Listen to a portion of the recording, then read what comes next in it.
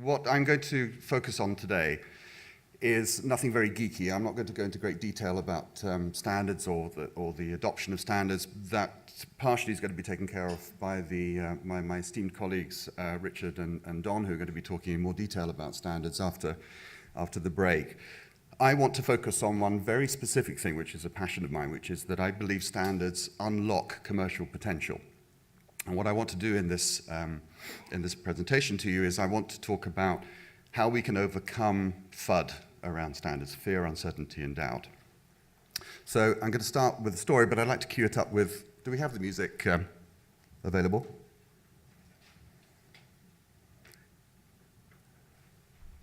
Yes? No?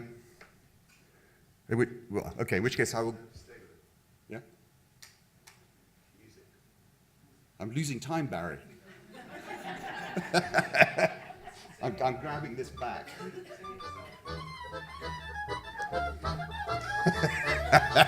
Not quite, Hava Nagila.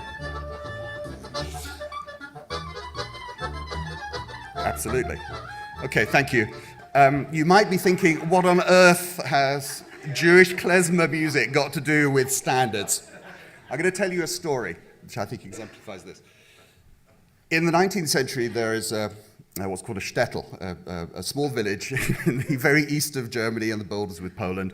Very poor community, very living a subsistence life, unable to gain economic advantage. And they're thinking, how are we going to get out of this? How are we going to manage to create a better life? Somebody had a bright idea. We'll make beer. Now, Jewish communities are not known for their beer-making skills, okay? But they put themselves to the task and they spent months sampling and creating new vials of this amber nectar, and eventually they create something that they all think collectively as a group is fantastic. It's the best beer they've ever tasted. But what do they need to do in order to market it and to be successful with this new product? And somebody has we need to get it endorsed. So who's going to endorse it? The German Beer Licensing Endorsing Authority. So the rabbi calls the group together and he nominates somebody to take the little precious vial of amber liquid all the way, clip-clop, clip-clop, clip-clop, across to the standards authority that licenses beer somewhere in Germany. So a few weeks go by, because we're talking 19th century communications and not in the internet, and eventually the guy comes back, clip-clop, into the village, and everybody gathers around. And of course they're all illiterate apart from the rabbi, but there is an envelope with a very impressive seal on it from the German Beer Authority. So the rabbi ceremonially undoes the envelope, pulls out the piece of paper, and he reads, "Dear villagers of Shtetl X, your horse has diabetes." Now, the point about this is, thank you, the point about the story is that standards are double-edged. Standards can either help you endorse your product and take it to market and become very successful with it, but ultimately, of course, if you don't reach quality thresholds, it can inhibit you in your potential to market your products. So, having told that story, what I was conscious of is that we're talking about standards. We're not talking about standardization. We're not talking about dumbing down. We're not talking about finding a lowest common denominator. We're trying to do something else, and that's what I want to try and unpack today. But the FUD factor is really significant. We do have a view that standards somehow will inhibit commercial competition, that from a practitioner perspective, it's going to take away my secret sauce. It's going to be something that is going to devalue what I do somehow.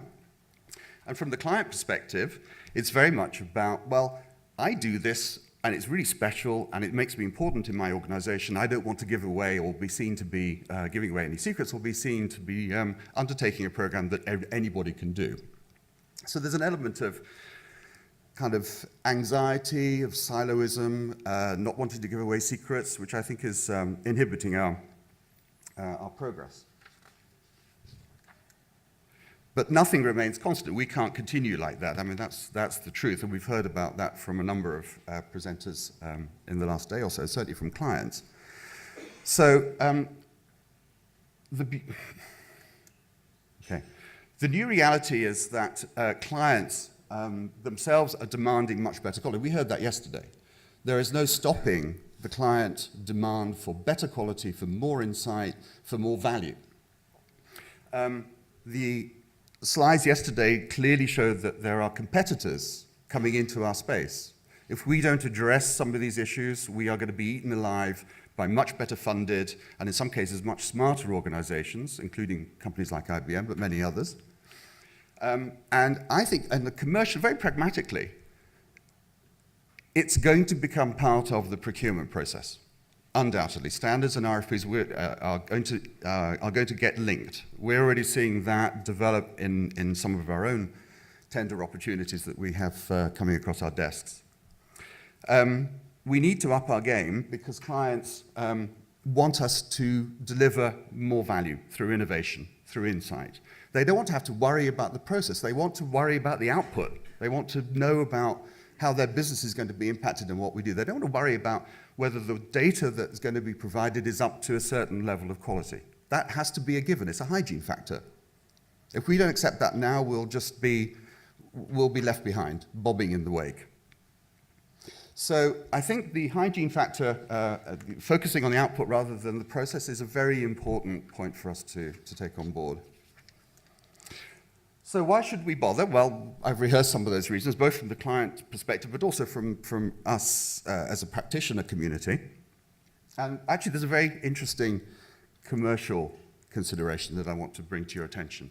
This is from the AMEC Business Monitor from last year, I think. Is that right, Barry?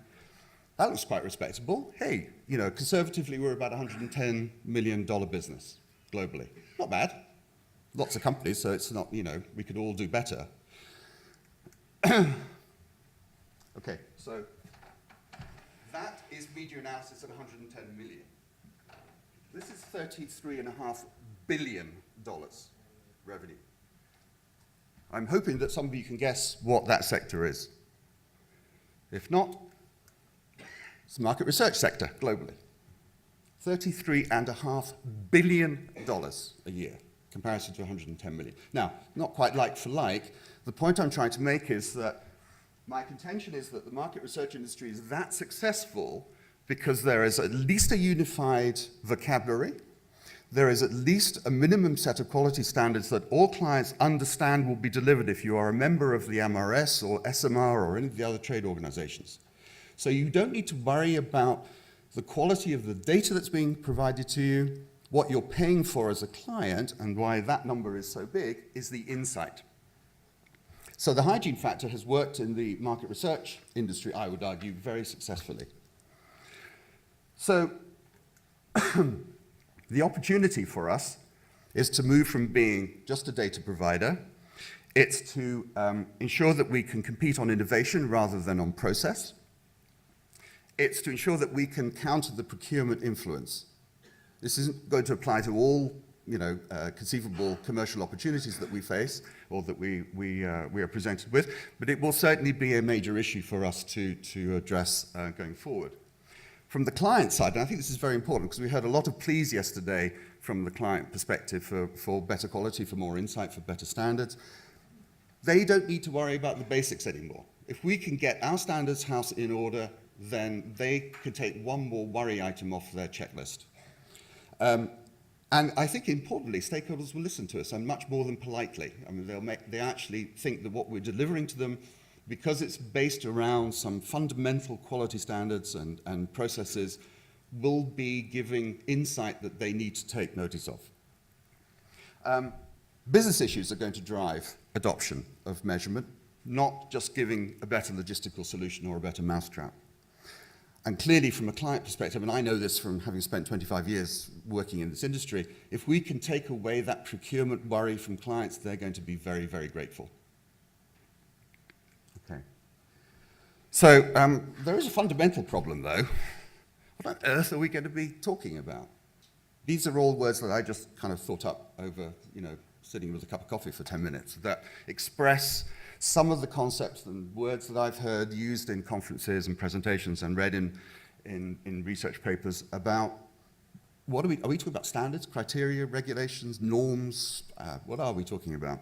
Well, actually, in some ways it doesn't matter because there's a kind of metaphysical, overarching view. It's great. I love this. This took me back to doing formal logic when I was at university. There is actually a meta-standard for standards. And there's a formal application of how you create standards that's, in fact, this comes from the British Standards Institute.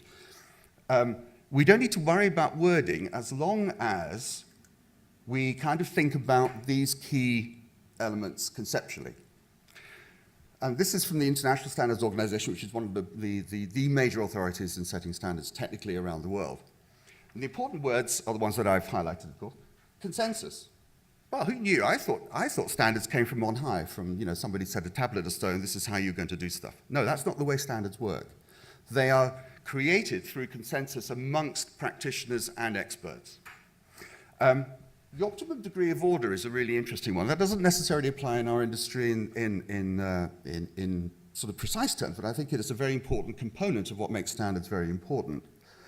And the promotion of optimum community benefits, that's a broad term, but actually what it describes is getting us away from the idea that there's a sort of anarchy in the measurement world or the research world, and that, you know, sorting out the right solution as a client is a sort of matter of, well, chemistry and or chance. So the idea is that we would create a more formal process whereby standards would drive vendor choice at a much lower level, so that it wouldn't be necessarily about the process, it would be then about much more about the output. Of course, the British view has to include cricket balls and goalposts, very bizarrely. So standards can cover all sorts of things. At the core of it, though, this is very important, at the core of the British standard is it facilitates trade. That's really interesting. I never really thought about standards as facilitating trade until I started researching this more. The achieving economies, efficiencies, and interoperability. The interoperability is maybe potentially something that we need to think about more, but certainly the efficiencies and economies are a benefit to all sides, both to clients and to practitioners, of course. And enhancing consumer protection and confidence. Imagine how much more traction we can get as a measurement community if our clients already have confidence that what we are delivering, they don't need to worry about the quality of that data. The American view is also consensual. It's also about fit for purpose. I think that's really important as well. So clients don't need to worry. Again, I come back to the same point. Clients don't need to worry that what they're getting is going to deliver the insight that they're demanding from their partners. And even the IEC, which is another international standards organization, focuses on commercial context, the business context being function, quality, and performance. So these are direct from the standards authorities. Standards you might not have thought about, just as a little aside, and I've got just enough time to do this. And there's a point to this, actually. The earliest calendar is around about 18,000 BC. This is actually a calendar. And the reason the calendars are important is because they govern seasonality, so they tell you when you can plant crops. So they're about sustaining life. Length. In Sumeria, they created the cubit so that they could build big buildings. So these are expressions of wealth, but they're also about value and comfort and all those kinds of good things. So some of these standards are really, really old. This is a bizarre one. In England, we did not have a unified timing across the country until 1847, and it was driven entirely by railways, because the railways had these discrepancies in their timetables. So Newcastle was 12 minutes slower than London. It was absolutely bizarre. So there had to be an act of Parliament in 1847 that regularized time in the UK. Fire hydrants, safety. I didn't know this. There's a massive fire in Baltimore that razed 2,500 buildings because the fire hydrants didn't connect to the fire department's hoses because there was no standard. So, this is the most important one. Iberico ham. All right, standard for pleasure. We have to have that. So there are quite a lot of reasons why standards are important, but actually they do come down to the same sort of basic drivers. They're either about necessity, you need them just to be able to survive.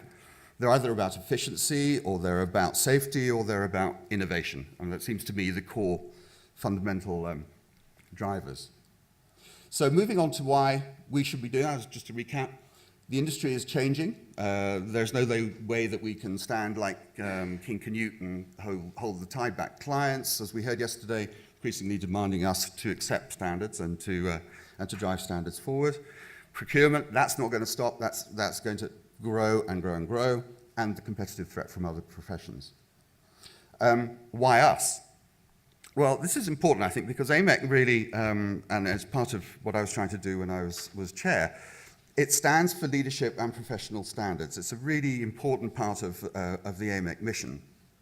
And where we have a unique role is that we can unify, we can be the bridge between practitioners and clients. We can understand from some of the work that happened in the sessions yesterday, we can understand much more about the client requirement, but we can also understand how that can be translated into practical program development, how we can use standards to create programs that will drive more value for clients. That's the fundamental reason why standards, I'm very passionate about our adopting some technical standards. In the standards world, there's an amount of confusion, not just over definitions and what words we use, but there's also some confusion about who is involved in creating standards. One of the things I described earlier in the presentation was that there's a need for an expert group that creates consensus. So there has to be some form of technical initiation of standards that can then be agreed by the practitioner community. At the moment, there are two big groups involved, although I've heard in the last couple of days of some work that's been done in Australia, for instance, that actually came somewhat from left field for me. But the Coalition for Public Relations Research Standards is essentially an IPR-driven initiative, the Institute for Public Relations in America. It includes a bunch of organizations which are very important in terms of socializing and having a broad constituency of participants who would be able to take on board the standards work that is being done. And it includes some major corporates as well.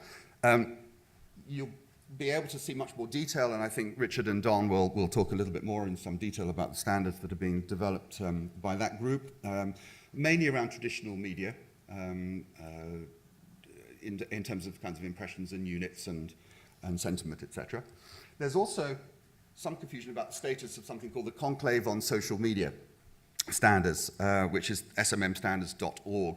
This is a group that whose ownership is somewhat disputed, let's put it that way. I'm not proposing to get into that conversation, but basically it's, in one sense, it's seen as the driver of social media standards, which clearly is a matter of some urgency and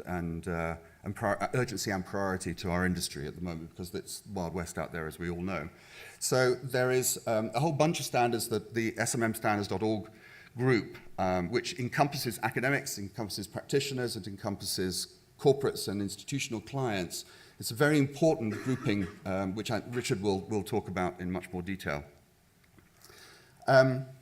This is just a listing of some of the sort of broad brush progress that we're making on some of the key elements that we might consider to be fundamental standards for our industry. So communications lifecycle, there are a bunch of papers that have been produced out of the coalition.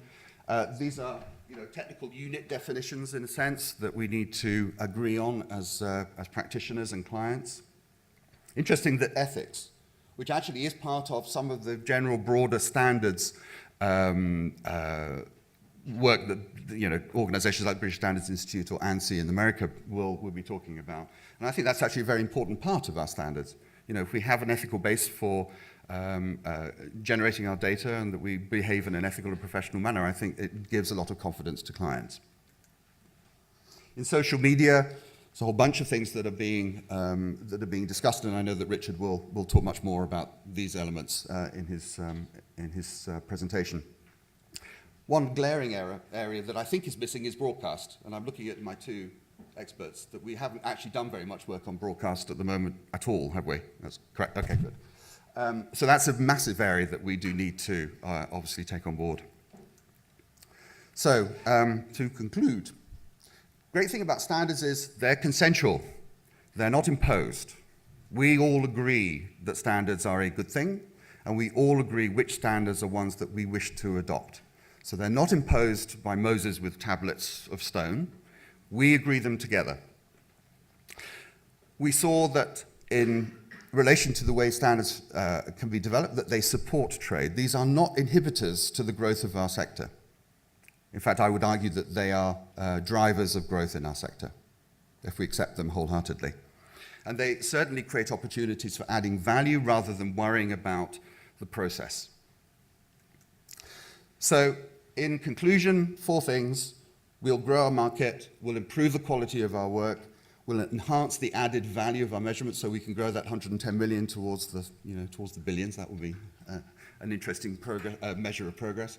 And we'll upgrade how we talk about measurement, actually, because the conversation will not be about, well, I got a better mousetrap than vendor B. It will be about what I can deliver to you in terms of business outcomes, which after all is the thrust of all of the client presentations I listened to yesterday.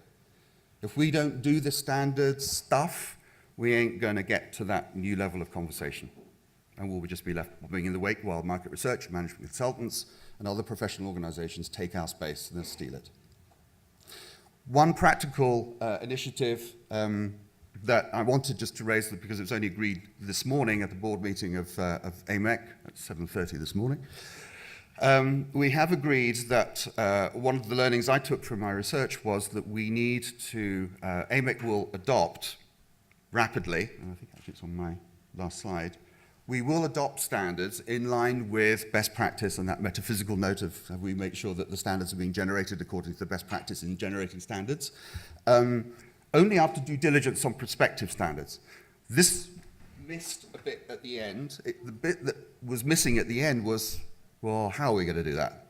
Well, what we've agreed today at the board meeting is that there will be a technical standards compliance committee formed as an adjunct of the board, which will have as its remit the investigation and due diligence on proposed standards that will then be put to a broader vote of our community, of AMEC members, to ensure consensus and acceptance generally across our practice. That, I think, is an enormously important initiative because it will mean that we can eliminate some of the confusion about the expert bodies claiming to have the only say in the development of standards. What we will do is the bridge between, as I said before, practitioners and clients, is that we will, through this committee, be able to drive appropriate standards that reach consensus and that give clients the confidence that the data that they're going to be receiving from AMEC members who comply with those technical standards will be of an appropriate quality. The bottom point is very important. The debate around compliance is going to be very important, going to be rather sticky, I imagine. But most technical organizations, like the MRS or SMR market research, do have some compliance features built into their standards models. That's something that we will need to consider. So do we need to amend our code of practice? Do we need a kite mark? Would be a nice idea. And how do we take the journey from technical standards to best practice, to guidelines, and on to business solutions? This is only the beginning of the journey, it's not the end of it. I hope you're impressed. Minute 50 seconds. Not normal for me, left. So there's a minute's worth of questions. I apologize for taking too long.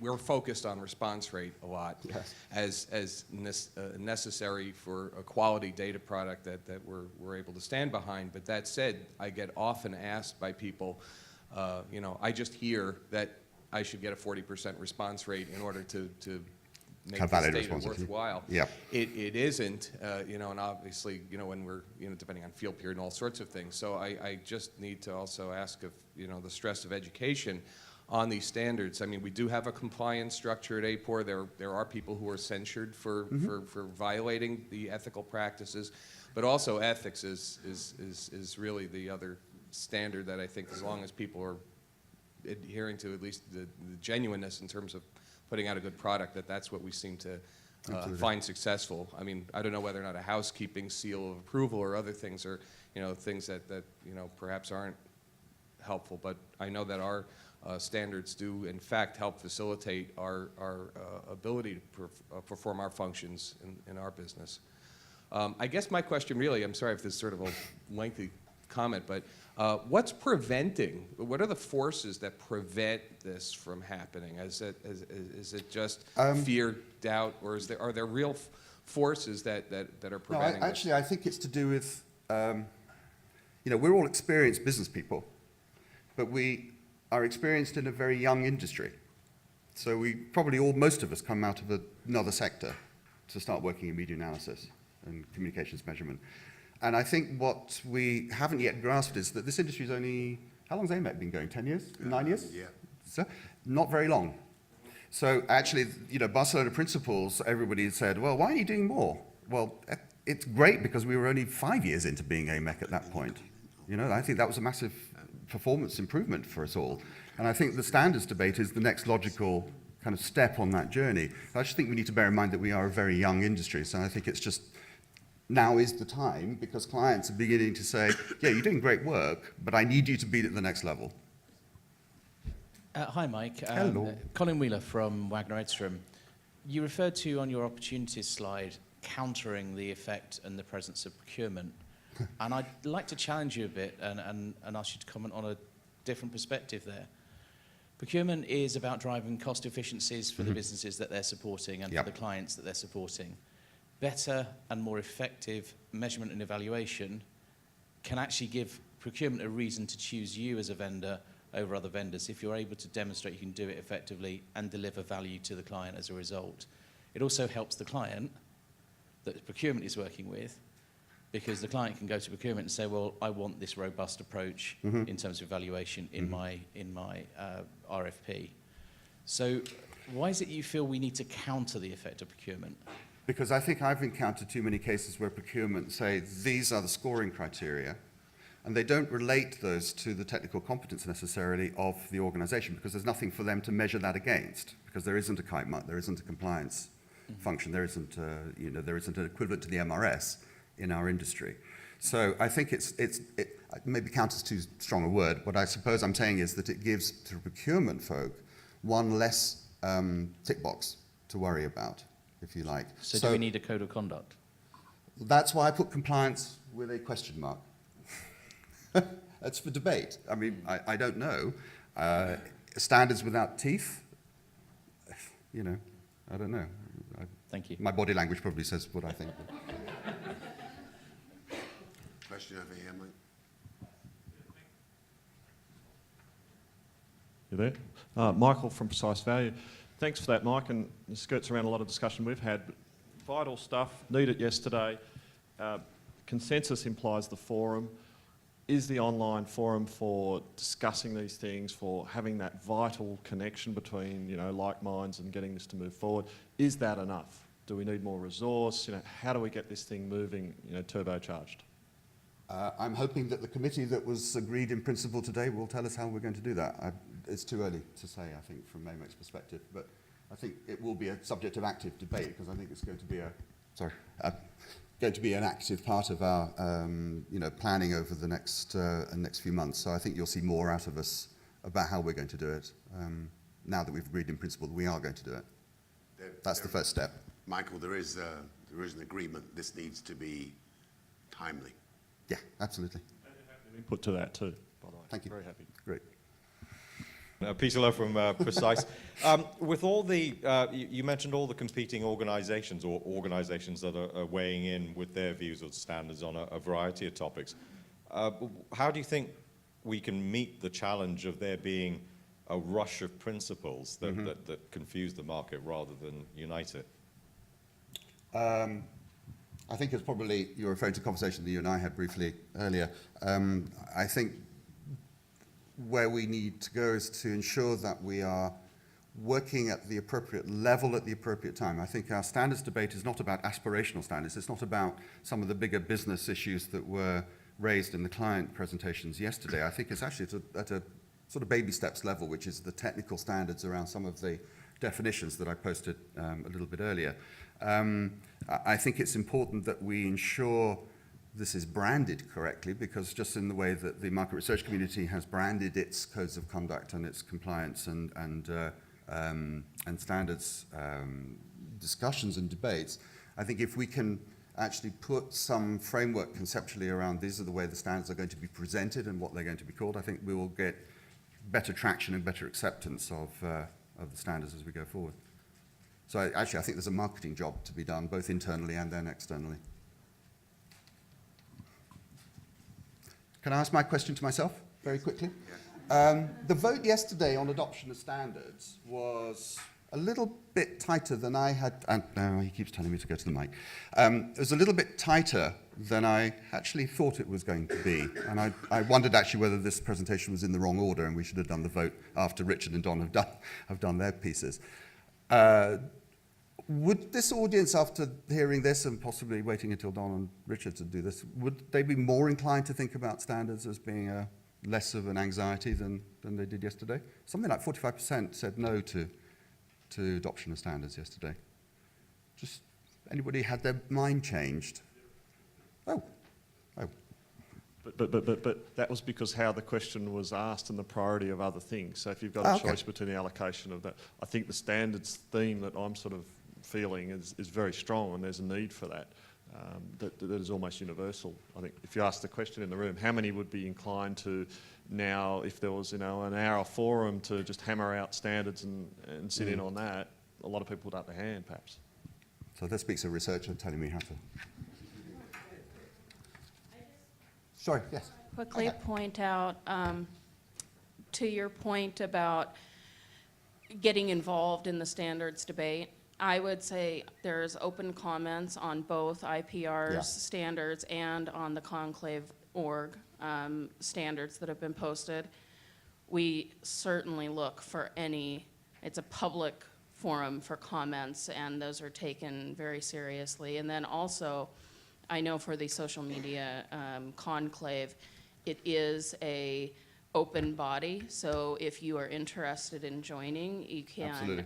contact through the website and join and be part of that debate in the moment.